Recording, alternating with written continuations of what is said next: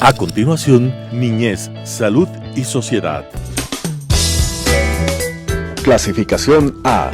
Apto para todo público.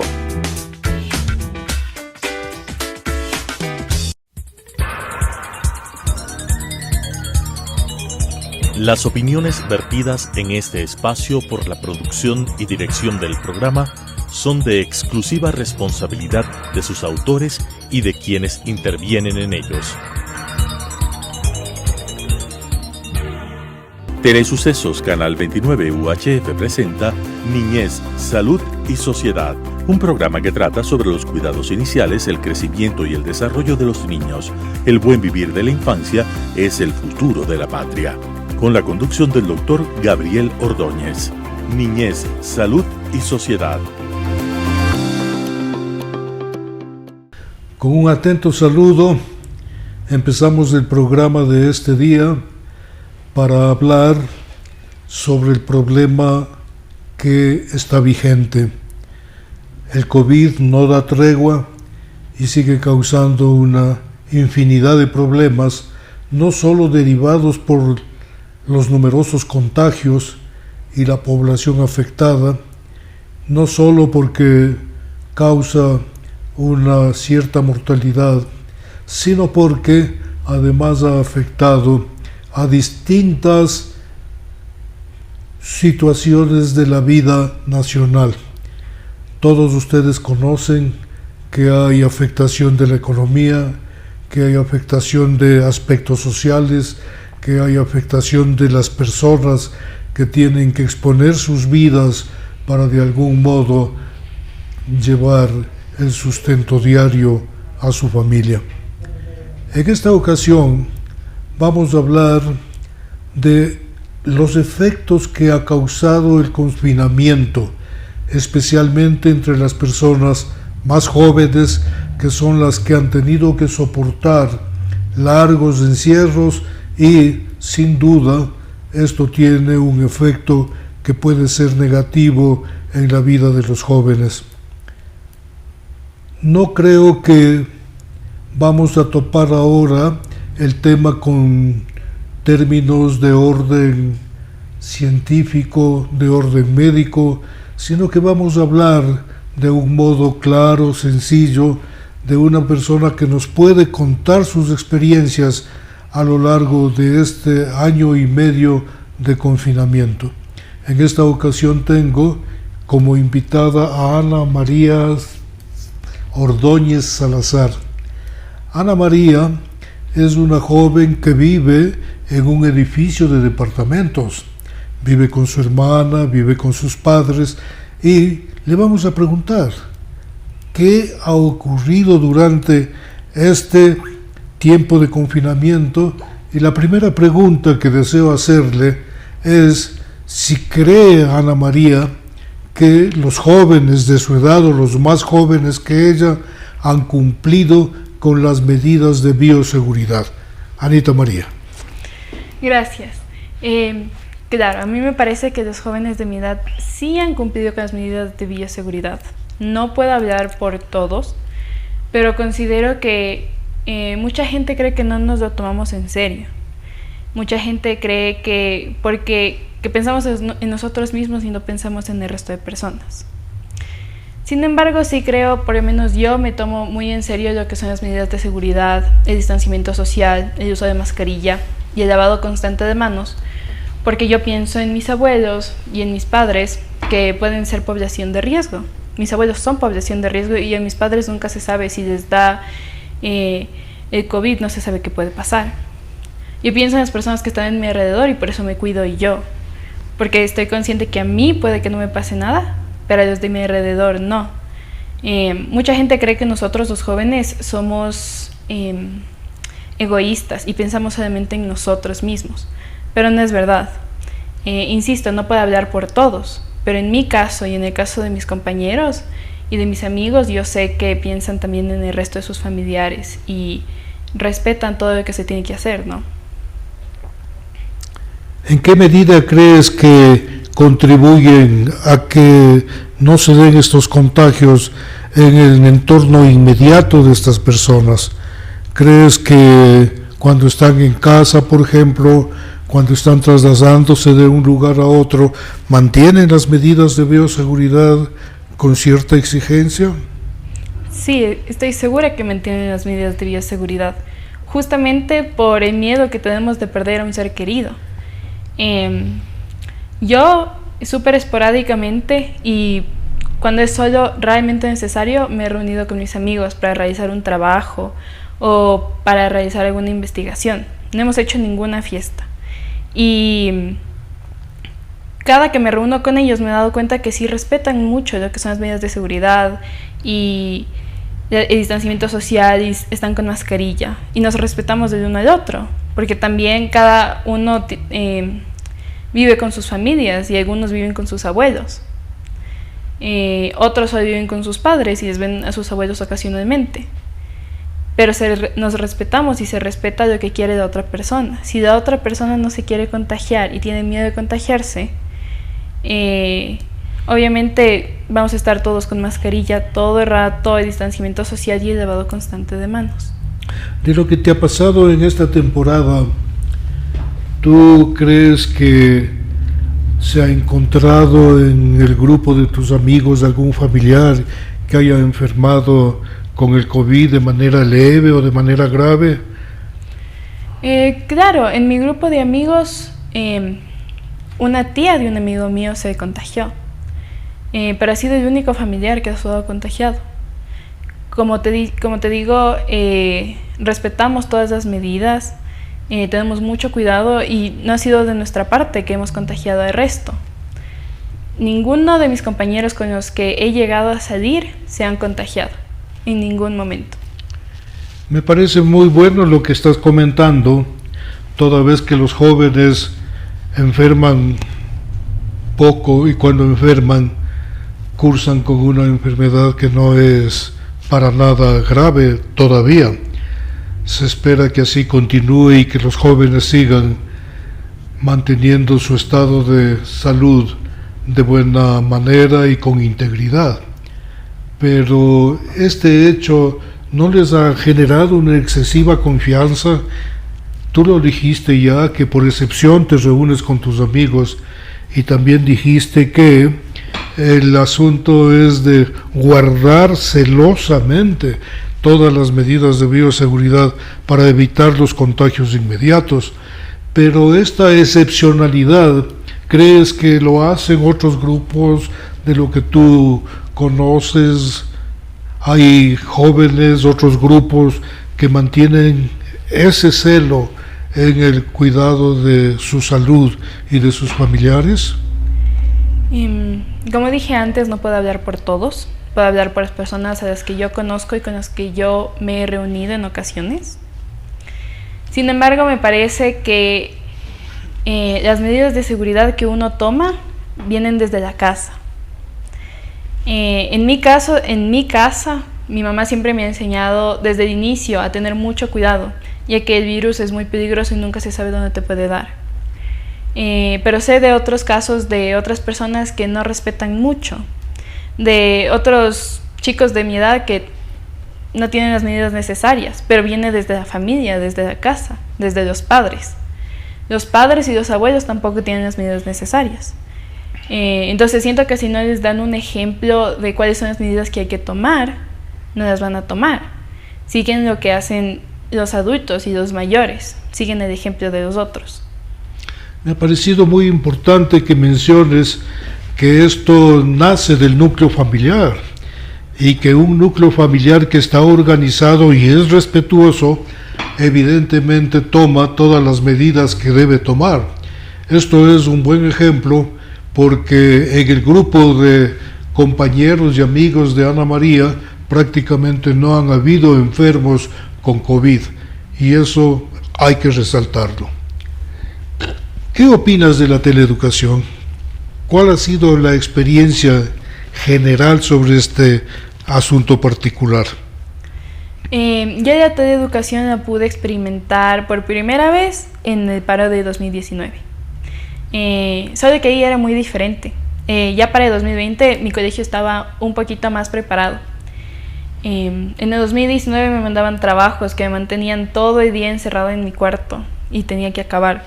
Fueron 2 semanas que tuve un montón de trabajos por terminar y mi esfuerzo no importó, porque cuando volvimos a clases me volvieron a dar los mismos temas y esos trabajos no fueron calificados. Algo parecido pasó cuando al inicio de la pandemia, cuando empezamos con la teleeducación. Al final del año yo recibí mis notas y por más que mis notas fueron excelentes, yo no sentía que reflejaban mi esfuerzo, porque me pusieron un promedio redondeado, un promedio de 10 redondeado en todas las materias. Yo no sentía que eso reflejaba mi esfuerzo y lo que tenía que mejorar, porque yo siempre he pensado que si no consigo la nota que deseo, tengo que ver en qué me equivoqué y en qué debo mejorar. En general, la experiencia de teleeducación ha sido buena, regular se podría decir, porque no he podido captar los mismos conocimientos que captaba cuando estaba en clases presenciales. Alrededor de un 60-70% de lo que decía el profesor se me quedaba en clases presenciales. Pero en teleeducación yo me distraigo súper fácil.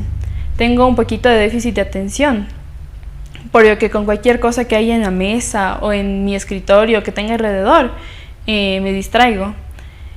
Entonces en clases virtuales no pude realmente prestar toda la atención que deseaba. Claro que después mejoré y decidí prestar más atención y yo misma me puse los límites y el autocontrol para prestar atención en clases y aprender, porque al fin y al cabo para eso estoy en el colegio y para eso me sirve. Pero se me hizo súper complicado y aprendía mucho más en clases presenciales. De lo que nos acaba de mencionar, creo que debemos rescatar 2 o 3 asuntos.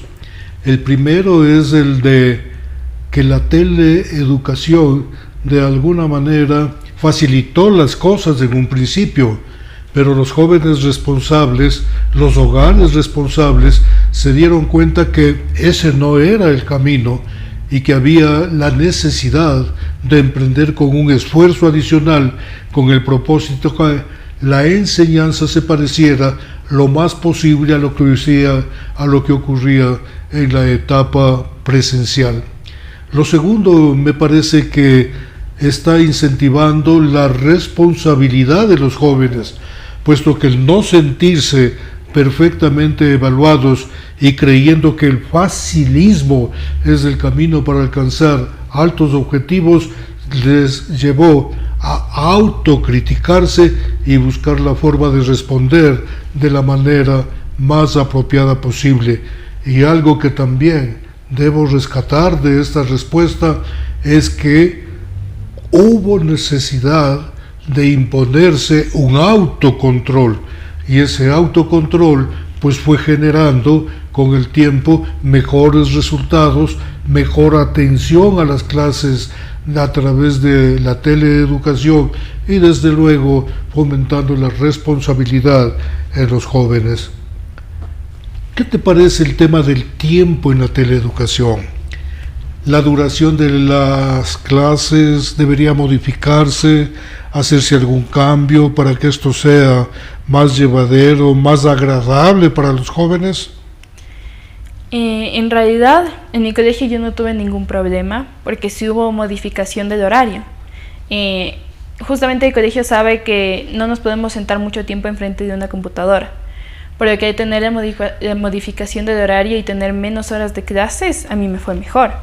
Sin embargo, solo teníamos 2 recesos de 15 minutos, cada hora y media. Y 15 minutos a mí me parece insuficiente, no me parece que es un tiempo en el que realmente me puedo relajar, porque justamente porque estoy en casa también tengo otras responsabilidades. A veces mi mamá me pedía un favor cuando estaba en los recesos, o no alcanzaba a desayunar de mañana porque me despertaba más tarde y tenía que desayunar, y en 15 minutos es muy poco tiempo. También sé que en otros colegios no cambiaron el horario. En otros colegios se quedaron con el mismo horario de como si estuvieran en clases presenciales. Si mi colegio hubiera hecho eso, hubiera tenido clases de 7:30 hasta las 2:15 de la tarde. Y el primer receso lo hubiera tenido recién a las 10:30. Son 3 horas enfrente de la computadora, que es mucho tiempo.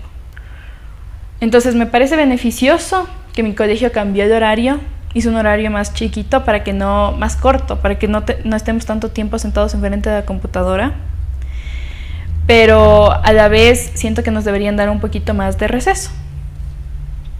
¿Tú crees entonces que luego de haber vivido la experiencia de mantenerse mucho tiempo frente a una pantalla en la televisión, se podría recomendar a las autoridades, ya no a las del colegio, sino a las autoridades que comandan el asunto educativo en el país, que se modifique el horario? ¿Tú crees que podría ser semipresencial, unos días en el colegio, otros días en teleeducación? Sí, yo estoy muy de acuerdo con la semipresencialidad, porque siento que al estar en una semipresencialidad das la prueba de la materia de que tienes que dar en persona, por lo que es difícil copiar en clases las pruebas, y a la vez sigues desarrollando las habilidades como el autocontrol que yo desarrollé cuando estaba en virtual para prestar atención. Entonces, de tener que dar la prueba en presencial, no poder copiar, no poder tener ayuda de nadie, ni de cuaderno, ni de tus notas, ni de nada, te obliga a prestar atención en la clase virtual y en la clase presencial. Yo no creo que deberíamos volver a una presencialidad total por el hecho de que seguimos en pandemia, sigue habiendo virus y la gente sigue muriendo. Tampoco creo que está bien seguir solamente en lo virtual, porque se afectan muchas más cosas que el aprendizaje, también se afecta la parte emocional. Entonces, yo creo que la semipresencialidad es la mejor opción ahorita para que los estudiantes aprendan y para mantener su estado emocional bien, estable. ¿En la teleeducación recibiste apoyo de papá, de mamá, de tu hermana? Claro, de mi papá sobre todo, porque en física me costaba mucho prestar atención y no entendía muy bien las cosas, entonces cada que me mandaban deberes o tenía que estudiar para una prueba le pedía a mi papá ayuda. El profesor siento que me hubiera ayudado si hubiera estado presencial. Siento que no hubiera tenido ningún problema estando presencial, ya que ahí en la clase el profesor puede ver si no estás prestando atención o si tienes dificultad con alguna cosa y tiene un mejor manejo. En cambio en virtual el profesor a través de una pantalla no puede hacer mucho, solo puede hacer lo que ve y tampoco es que ve mucho, ya que muchos estudiantes no se prenden la cámara o no les gusta activar el micrófono. Entonces yo tuve apoyo de mi papá, pero si hubiera estado en presencial no hubiera solo necesitado un poquito de apoyo del profesor capaz. ¿Tú sientes que la teleeducación de alguna manera ha contribuido para que se fortalezcan los lazos familiares?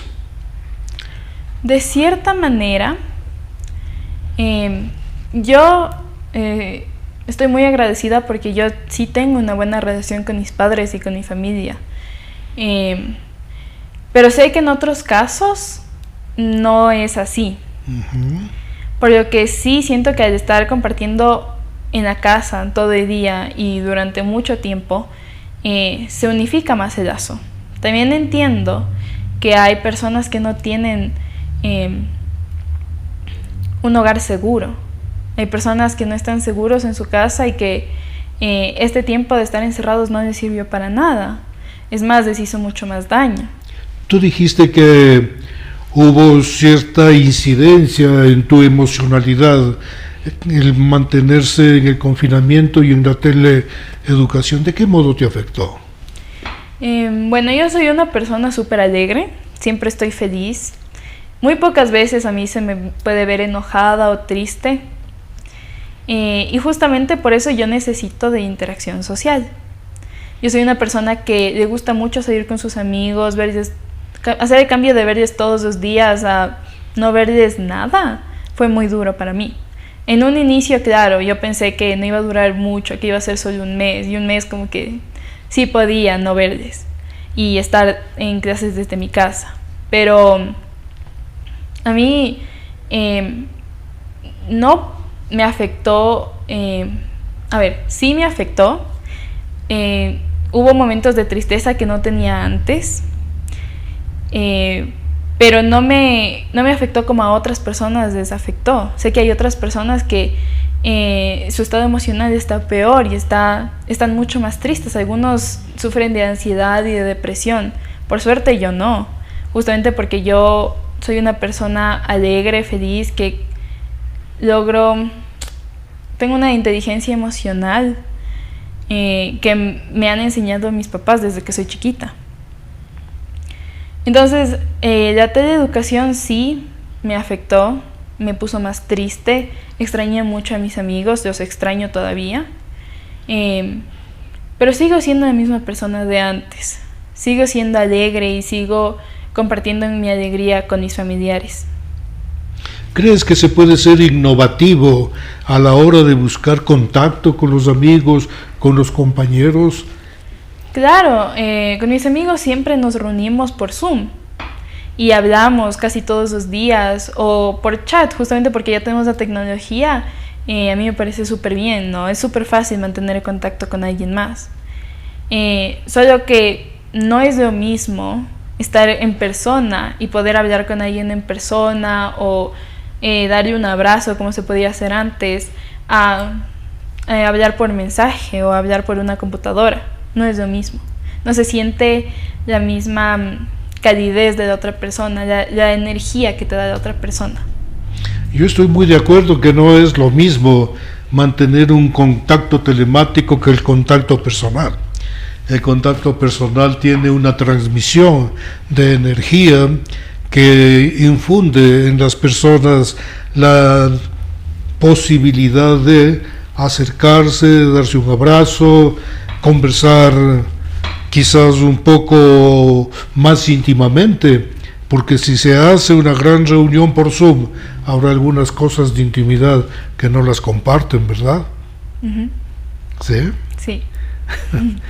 ¿Tú crees que esta parte emocional podría aliviarse de algún modo cuando sea el asunto semipresencial? Sí,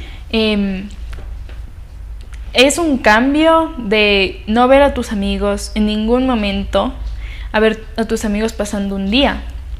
Por lo que yo siento que ayudaría mucho a nuestro estado emocional y justamente se puede compartir, se puede sentir la energía de la otra persona y se puede hablar de cosas más íntimas. Este ha sido un diálogo con mucha sinceridad y con cierta profundidad. Y hemos podido conocer los puntos de vista de una joven que ha soportado el confinamiento ya durante largos meses y ha podido soportarlo y, lo que es más, buscar caminos que le permitan superar estos pequeños inconvenientes. La pandemia sigue, va a seguir, es necesario que todos nos vacunemos, que no tengamos temor alguno a la vacuna.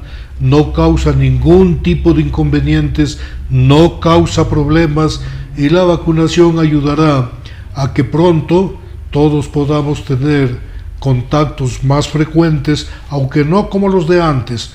La vida de la post-pandemia será distinta y tendremos todos que adaptarnos a una nueva realidad. Hasta la próxima, queridos amigos. Las opiniones vertidas en este espacio por la producción y dirección del programa son de exclusiva responsabilidad de sus autores y de quienes intervienen en ellos. Telesucesos Canal 29 UHF presentó Niñez, Salud y Sociedad, un programa que trata sobre los cuidados iniciales, el crecimiento y el desarrollo de los niños. El buen vivir de la infancia es el futuro de la patria. Con la conducción del doctor Gabriel Ordóñez. Niñez, Salud y Sociedad.